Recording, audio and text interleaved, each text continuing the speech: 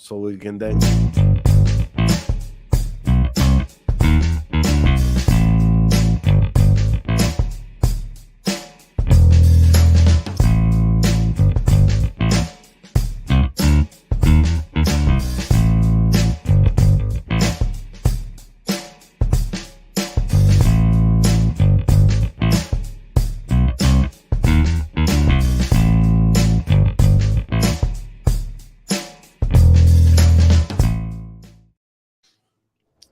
Hey guys, how are you? We are live. Sarah, Jeremy, Woo! Just kidding. Hey, give me a high five. I like this. To the camera. Bam. Good job. So every week, Sarah and I decided to start doing a little conversation for the community, for those newcomers and people who are looking to move to Costa Rica, and start picking on different topics and bring people on board to share their thoughts and ideas. And this week we have a funny, kind of like interesting, kind of like polemic uh, topic. So is the North American gringo customer a pain in the back? And I have a lot to say about this. I've been servicing the North Americans for over a decade. I know Sarah has been working with a lot of you guys when you guys are moving to Costa Rica. And Jeremy, Jeremy, he is from the service industry, so he's got a lots of experience also with customer service, running, operating restaurants. And so the first thing I want to do before we go anything, wait, Sarah, say hi, and then we're going to Jeremy. Hello, everybody. If you guys are watching from my group, hi. We're here every week. We're trying to think of interesting, just kind of fun topics. I mean, you get all this stuff on YouTube, and this is kind of more of an informal setting where we can all just kind of each share our own perspectives. And hopefully you can take all of it with a grain of salt and, the clickbaity titles and enjoy those too from us. But yeah, so I'm happy to share. And I'm interested to see what you guys' perspectives are on these things too. Amazing. And one thing is, if you guys have questions, go ahead and type the questions. We may not be able to see your name, but we are willing to, put you on the screen, put the question there, and entertain, the idea. And maybe our perspective is gonna help. Jeremy, free. I met you through expat groups. I met you very active as one of the admins for one of the largest expat groups. And I met you. I talked to you a few times. We became friends back and forth. I met you the other day. I went to see your new restaurant, and I'm very impressed that you're doing all of these things in Costa Rica. And I wanted to be here for this live and give us your perspective. But please introduce yourself. well, I appreciate you having me. My name's Jeremy. My wife and I moved here in March, so we're pretty new to full permanent living here. It's been an adventure. It's awesome. We have no regrets. We're opening a restaurant in Atanas, so we're really, really excited for that. That should start. We should open in the next few weeks, so everybody can follow our Facebook page and stay up to date on everything happening. But it's just my wife, myself, and our animals that we brought with us. We sold everything back home. We got married here last year and fell in love, came a few more times, opened the business, and we decided, let's just do it. Let's move. There's tons of reasoning behind it, but we're here now and we're loving it. So here we are. Amazing. And you're coming from the service industry. I know you have to, as a consultant for restaurants, I know you have to be training, people that own businesses into how to go about customer service. So I think this is why your perspective is super useful. And Sarah as well. And the first thing I have to say, I'm just gonna throw this bump out there. We are different. And when I come out with this title, it's like, are you guys painting the? It's like we have a different culture in Costa Rica, in Latin America. You guys may be used to one thing, and it could be also not just the difference in one country. It could be the same if you're coming from New York City, where there is like millions of people in one little tiny area, zip code or a few zip codes. Maybe if you go to Charleston, South Carolina, maybe if you go to Mobile, Alabama, and expect kind of like the same type of scenarios, customer service, and the way businesses operated. you may not find the same thing. It's going to be different, and this is something that I do feel it's happening when people move from the states to Costa Rica. What do you think, Sarah? Yeah, I mean, I think there's definitely a difference in, I mean, yeah, so it's complicated, let's say even from the United States or from Canada, there's different subcultures within the whole country. People have to remember that, well, also here, Costa Rica is about the size of West Virginia. So this is a smaller country, even though it does have its own subcultures. So I think, and you and I talked about just in general, intercultural cultural relationships, just in general. So whether it's romantic or a working relationship, there's going to be some major cultural differences. So the expectations that people do have from North America, or we have people from Europe. I mean, people from all over the world in this country. So I think it would be good if people could at least be aware of what their expectations are and where they're coming from and how it might be different here and how things are done a little bit differently here. And sometimes you can see a little bit of a clash there because of that.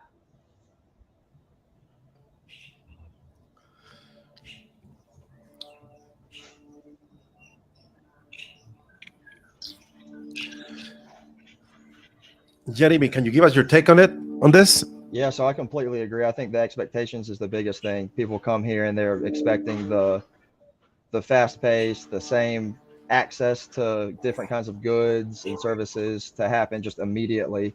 And that's the biggest thing to me is people come here and they kind of, it's the, what people call culture shock.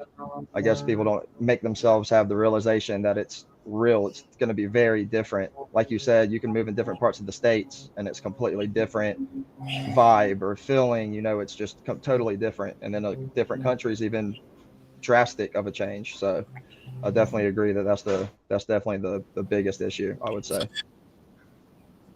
And also with technology, and then this is we talk about this. This is the immediate or the instant gratification culture. With technology, we are more used to getting the answers in seconds. You are going perhaps to your bank in the states. They probably have a call center of people answering, but on top of that, they have you know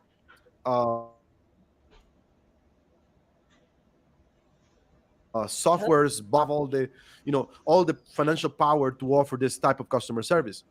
And then you want to come to small Costa Rica and do business with perhaps a gardener that may be offering the gardening, doing the landscaping for you, but also he's be willing to fix your door or paint your house. So it's a very different type of business setting. It's a lot more mom up and pop. This person may not be able to answer calls at 8 p.m. or text. You're texting. I know we are all busy and we're used to just sending, going online and getting our answers immediate. But when you're doing business with a small business owner, they just don't have the setup to offer, customer service at 8 p.m. It happens to me all the time. I'm like, this phone is full with messages for WhatsApp, Instagram, Facebook on Sunday. Like on Sunday, I get 8, 10 messages. Hey, Paulo, here you can help me with the shipping part. And I'm like, I go there. I was like, hey, can you please book an appointment? We service Monday through Friday. We're always busy, but like book an appointment. It's important that you understand the process, the rules, the regulations.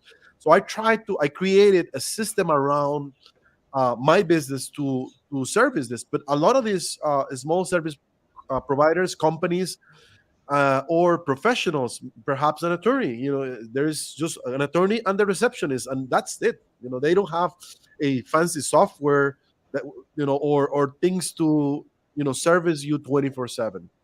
So you need to understand we are in a different place when it comes to customer service, and you start to realize you need to slow down a little bit. I'm not saying or not justifying bad customer service. That's a different whole game. We're talking about from the culture point of view. uh, you're gonna find some differences, and on top of that, the language barrier. On top of that, the tico, to be honest, and to just again, and to put it on the tico, like throwing this to the Costa Rican one. I'm a Costa Rican one. The tico or the business people in Latin America is, especially when they have a very small company that is not really structured, they will say yes to everything. You need to be aware of this. I don't know, Jeremy. I know you are going through the process of building or setting up all of the things for your restaurant and design and all that. Tell me if I'm lying, but you said to the, I'm just giving you this. You said to a guy Yeah. who is gonna do the sign for you, hey, can you do this by this? And the guy said, it's gonna be this much. And the guy said, yes, I can do it in a day or 2 days. Well, everybody I reached out to said yes, they could do it. So then that's when I kind of realized I needed to narrow it down and figure out exactly what I needed and what was actually going to happen. I don't expect it overnight, but it is. You're 100% right. Everybody I asked could do it for decals and signs and everything. Everything. I mean, you're setting up an entire thing. You need this to be working on X date, and people will just flat out lie to you. And it's just like, to be super honest. So what you need to understand is, in the Costa Rican, the culture, and this is just for the Costa Rican or in general Latin America as well, but for the Costa Rican, saying no, it's an issue. It's a problem. We're gonna have a live about relationships next week, so this is gonna be a point there. Saying no to the customer, for most Costa Ricans, it's difficult. The Costa Rican feel that they may just lose business if they say no, and it's okay if it's, to me, it's 100%. I'm fine losing business. I mean, I'm fine because I want to be able to keep my worth and deliver on my promises, and ultimately that's my name, my reputation, and that's my legacy, and that's what brings me more and more customers. But the average people, they may not have this I guess mindset for business. They just need the money, the money right away, or they just need a little deposit to continue to do whatever they need to do in their lives. And I would say that's kind of the biggest issue you're gonna find. You come to Costa Rica, you look for a service provider on almost any field, you're gonna get that yes, yes, yes. And it's not true. They're lying to you. It's flat out lying to you. But it's not intentional. It's just, I just feel it's like, uh, and this is what you need to kind of like go and and really do research on your service providers, in the people you're doing business, and trying to get a realistic expectation of what's going to happen. That's brilliant, Jeremy. Yeah. And we talked a little bit about that in last week's live too, about like how to get good referrals. Well, some of them could come through the Facebook group. So like finding service providers that other people have used that had a good experience with them, can kind of cut down on that too. Yeah. When everyone's saying, yes, I can do it, it becomes more of, okay, but who's going to do it correctly? Who's going to do it in a timely manner? And also, yeah, laying out your expectations are important. And hopefully that is how you can kind of navigate a bit of that cultural difference, because I've noticed it too. And then I think one of the nice things, so like to kind of circle back to what you were talking about before, was that, yeah, most people that you're going to be dealing with down here are not giant corporations that have the 24/7, customer service. I know people down here do the best they can, but I think it's nice. I think it's nice if people are going to move here, take a step back and kind of come back to a time where it was more common. Because for me, I think it's such a great thing, because I see so many people. I see this as like a place of opportunity. I see so many Costa Ricans who have started their own. Okay, like yesterday, I had an AC being installed. The guy started it first. He had a full-time job, and then he started it with another guy, with two other guys, and now it became their full-time business. And here, I feel like I see more Costa Ricans able to do that, and I think that's fantastic. So I feel like it's really beneficial to come down and support those small businesses here in the community that are doing a great job. But you also be patient with the fact that you are moving to a country where the majority is small business, and how beautiful for me, like how beautiful of a thing for that is. Like I'm directly contributing to this person and their family and their health and their happiness, versus some, I don't even know what I'm contributing to. And I even asked the guy, he helped me change a light bulb too, because he had a ladder, if it was like some big corporation, they probably wouldn't do that. I don't know. Right. I ordered pizza because he was here for like 8 hours. But that will be that will be a liability issue for a big corporation. That will be like, oh Yeah. no, I can only do this because I may get a lawsuit because if something happened with the light, you know what I mean? So yeah, it's a Right. different type of setting. You find a little bit more humanized Right. interactions, and that's the beauty about moving to Costa Rica, or that's the beauty about moving to this part of the world is you're connecting with more people. This face to face interaction, that's actually it's been proven. Harvard has a study that says that people that live longer and happier is because they have more eye to eye interactions. Mhm. There is a study about it, the happiness study from Harvard. So people move to Costa Rica, and I hear example after example, case after case of customers that are telling me their lifestyle improved dramatically, their relationship with their spouse improved by having this change of a speed of their lifestyle. Um, so yeah, you may not get this immediate instant, you know, somebody replying to you in 30 seconds on your chat on Sunday night, but you're getting life. You're getting you're getting sunsets on the beach, every afternoon, and enjoying, with your family, things like that. You're getting nature, you're getting all other things that are way more important than getting an immediate message. And there is something else that I want to throw in there. We go into the question in a minute. There's something else that I want to throw in there. You guys may have to agree with me. And I lived in the States almost for a decade. And I used to be a salesman. So I know what's to work in a sales environment, that everything is about money. You need to make another sale. You have to meet your quota. You have to, at the end of the month, you have to have X amount of things.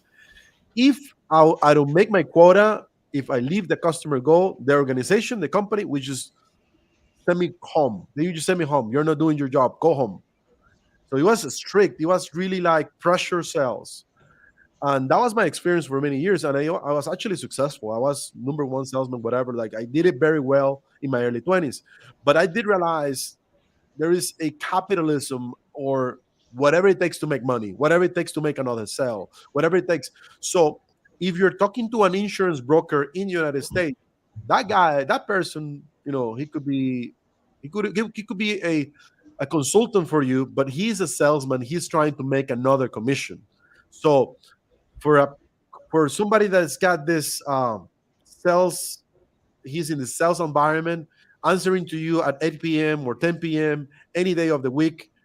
It's normal. And I see that in big cities in the US. I'm not sure everywhere in the US, but at least where I used to live, I used to be on the phone. It doesn't matter. Sunday, Saturday, my day off, being on top of my customers, following up, no days off, 70 hours a week. That was Paulo when I was 24 years old. So I still do some of that, but in a different level. But uh, my point here is the Costa Rican one, the average Costa Rican one, care more about relationships and family than money. Like now, after decades of living in Costa Rica, back in Costa Rica, I don't care about money that much anymore. I care more about my kids, my family. If somebody comes to me at 10 p.m. sending me a message, I may not reply just until next day at 8:30 or 9. Then I reply, and I show them the process. Book a consultation, and on your day, we'll have somebody to talk for you. So what I'm trying to say here is, it's a different. We care about family. I care about family. I want to spend time with my kids. So text me at 7 p.m. You might not get an answer from me. Yeah. Yeah, I can agree with Yeah. that. I mean, I became really guarded over my time. Well, actually, I have a work phone. So I have I got a work phone. That was the best thing I ever did years ago. So I have a personal phone, work phone. And, I have a daughter. I'm a single mom, and my clients know that. But they also know that they can call me 24/7. I try to make sure each and every one of them know this. If I haven't told you, just know this. If you're my, my clients know they could call me 24/7 if it's something urgent that needs my immediate attention. They can always call 24/7. However, yeah, if it's a Sunday, if it's a Saturday, I'm probably not going to respond, because I imagine if it's urgent, needs my immediate attention, I'll receive a phone call. So I don't need to check those messages, because I didn't move to Costa Rica to burn myself out, to be honest. And I did that a little bit when I first started this business. I was definitely headed down that path. And I was like, no, like this isn't what I'm here for. I came here to change my life, to change my lifestyle as well. And, have those important values too, of family, quality time, self-care, but also taking care of a business too, but having that balance. Jerry, what do you think we could do to have this balance? Like, what can we do to service at the same time? And I try to just Oh, setting expectations. Oh, sorry, you asked Jeremy. I thought you no, said, that's I'm glad you spoke because I mean that's it's kind of just everything that we've been talking about is and I think it all goes back like Sarah was saying is the expectations. I mean that's definitely I love the way it is here, so it's almost if you're going to come here, I feel like you need to kind of join and understand that that's how it is rather than trying to bring your expectations and your culture and your everything to the table here. I mean, obviously bring yourself, but not the things, the cultural differences are nice. I feel like that's one of the huge reasons why everybody, a lot of people come here is because it is something different. And the people who come here and stay here and last a long time, they've truly, they came knowing what they were going to walk into and they love it and still love it. That's why they're still here. So, mhm. yeah, I'll say the people that I notice that is able to really adjust to Costa Rica or to a different environment is the people who is willing to adjust. Like the people who is like back in 6 months, they come to. We all know this. People come, spend 6 months in Costa Rica, and they just hit the wall. They try to buy a property, didn't go well. They tried to buy a car, didn't go well. They tried to get any type of service, it didn't go well. Um, the people that understand the change and internalize there is a different culture is the one I see 7 years down the road, 10 years down the road. I see them stay here, be happy, do their thing, versus who is trying to change and make this another place. So yeah, it's different. We have some comments. I'm excited. I do. We have some really good comments. But no, I think this is good. I'm really glad we talked about it. Yeah, this is a really good topic. It's a good topic. There's a little question for Jeremy. what Yes. do I do? So, Right, quick. in the States, I did restaurant consulting. So I helped open food trucks, restaurants, pretty much anything hospitality related. And my wife and I are opening a restaurant in Atenas. So that's what I do currently. And I'm living in Costa Rica and loving it. Awesome. And here's John. I've been seeing John. He's been following the every live every week and making comments and being very active. And it's actually his point here is like he goes through the same kind of issues in the States. If you move cities, different cultures. So Yeah. Yeah. interesting. And then we have a beautiful audience. We are going to be doing this every week, same time. If we make any changes on the time, we'll let you know. But we're going to be doing this. We want to invite people to be part of this and get different perspectives to make this from the community to the community, so we can all learn a little bit. Next week we are planning to. We don't know yet, but we're planning to talk about dating a Costa Rican or dating in Costa Rica or the intercultural thing of dating, and that's gonna be funny. I said we We're gonna need laugh. margaritas. I will not. We need a margarita for this. You guys And have fun. a long conversation, to be honest. We've been debating over this over the nights. I'm like, Pablo, do we have to do this? Yes, we have to do that. I'm like, I don't know. But And somebody I don't see that sometimes we cannot see in the screen for the system doesn't connect who is the person who's typing, but somebody says that is giving our contact and they will be reaching out. So that's good. I appreciate business, and Sarah as well. We all appreciate business, and we're trying to do this type of things because we want to get the community together. We want to help the community, and in fact, we're working on making a private, kind of like a private. Independence Day. We are very soon to do that as part of the things we do for the community. It's going to be in Atenas, and it's going to be on Sunday. I think this is Sunday the 2nd. Second.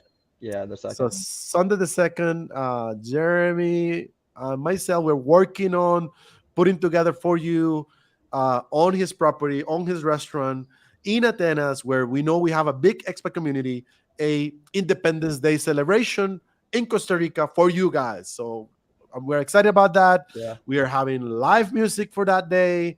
The band is called, you guys know it. If you guys are from Atenas, you guys know On Fire. So they're a very popular band in Atenas. They already agreed to the dates. Good On Fire. And we're looking to do things like that to get the expat community together and work and protect each other. Like if you move to another country, you are sometimes putting yourself in a position where you don't have contacts, everything is new to you, there's a new language. But if we work together as a community, we can all share our experiences in a positive way, and also help good businesses grow. And we can do it right, we can do it good, and this could be a great experience for all of us. I think our time is up. Sarah, you Yeah. want to make a conclusion? Jeremy? In conclusion, yeah, if you, well, I mean, just start tuning in each week. Maybe if you guys want to comment. So we were kind of debating on changing the time of these lives because I realize, it's like 3 p.m. Eastern right now. We're going to try to make them earlier, but I have to move a few things around on my schedule. Next week is the expat retreat. So Pablo and I will be there. Well, yeah, we'll be there in person.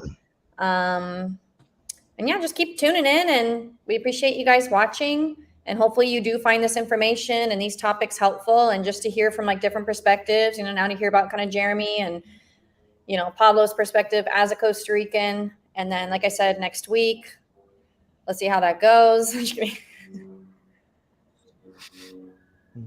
We have lots of comments and we don't have a lot of time, but the comments are going to be in writing. So you go to this live. This is being broadcast in my business Facebook account, in my personal account, in my YouTube account, in Sarah's YouTube, in Sarah's Facebook, in Jeremy's as well. So it's being broadcast, it's being blasted to everyone, and the recording is going to be there. So if you want to put more comments in there, that's gonna be useful for us, so we can continue use this ideas and interest to share other lives, other broadcasts like this. Yeah. Perfect. Well, thank you guys for having me, and everybody watch out for SWSO and the party that we're going to be having. So everybody keep your eyes open. Amazing. Well, let's finish with the high five. Congratulations on your, opening a business and doing all that. That's awesome. Thank you, Sarah. I appreciate it.